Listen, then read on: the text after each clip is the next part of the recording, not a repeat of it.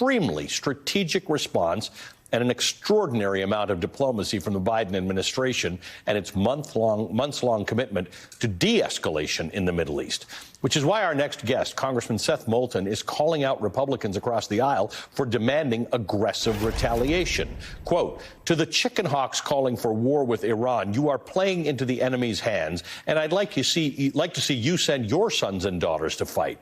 We must have an effective strategic response on our terms and our timeline. Deterrence is hard.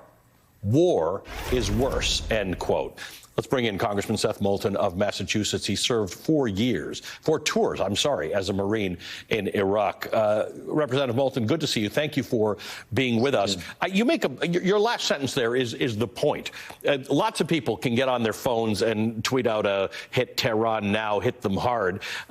This is really, really complicated, and the wrong move by America, a forced move, an ill-timed move can draw us into a much, much bigger war than already exists in the Middle East. That's absolutely right. And that's exactly what these militia groups want. They're trying to drag the U.S. into a war. They're trying to widen this conflict. By the way, it's exactly what Russia and China want as well. I mean, it would be the best news Xi Jinping has heard in a decade for the U.S. to get bogged down in another war in the Middle East. So we've got to be very careful, very strategic about how we respond. The president needs to do something, and he needs to do something that sends a decisive message. So I'm not saying that there shouldn't be military action, but it's got to be very carefully calibrated, and that's exactly why President Biden is taking his time here.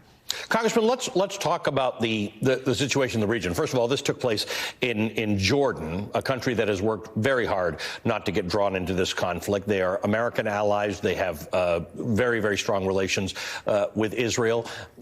There are a group of strange bedfellows in the Middle East, most of whom can trace some line back to Iran. How does this end well in terms of not? It's already a bit of a regional war, but how does it end up so that America is not at war with some other country in the Middle East?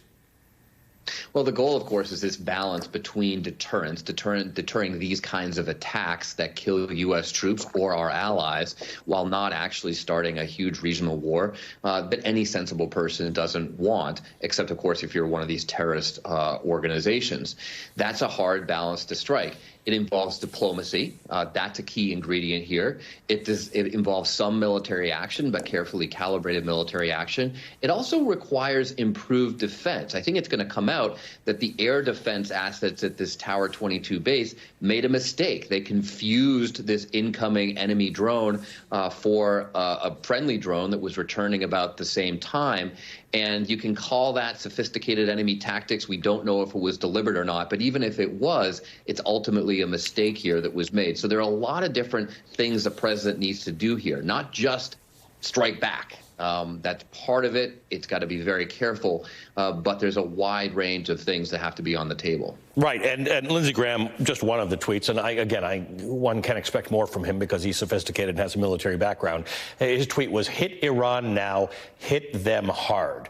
Seems obvious, the kind of thing that X likes, very direct, plain statements. Why is that potentially dangerous thinking? Well, because, again, it risks starting a war as opposed to deterring a war. Ultimately, what we're trying to do is deter a war. You saw the Wall Street Journal editorial board say the same thing, basically saying, by trying to prevent a war, President Biden is putting more U.S. troops in danger. Excuse me? By preventing a war that would cost the lives of thousands of U.S. troops, he's putting more U.S. troops in danger. I mean, the logic just doesn't hold up there. We do need deterrence.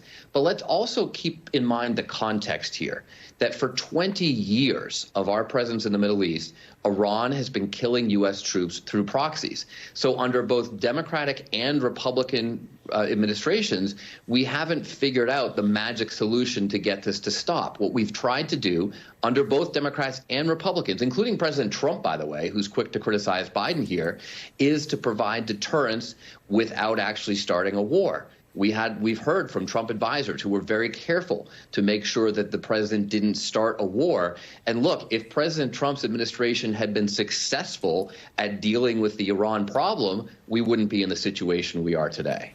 Congressman, good to see you. Thank you for joining us today. Thank you again for your service to the country. Congressman Seth Moulton represents the 6th District of Massachusetts. He's on the House Armed Services Committee, and he served 4 tours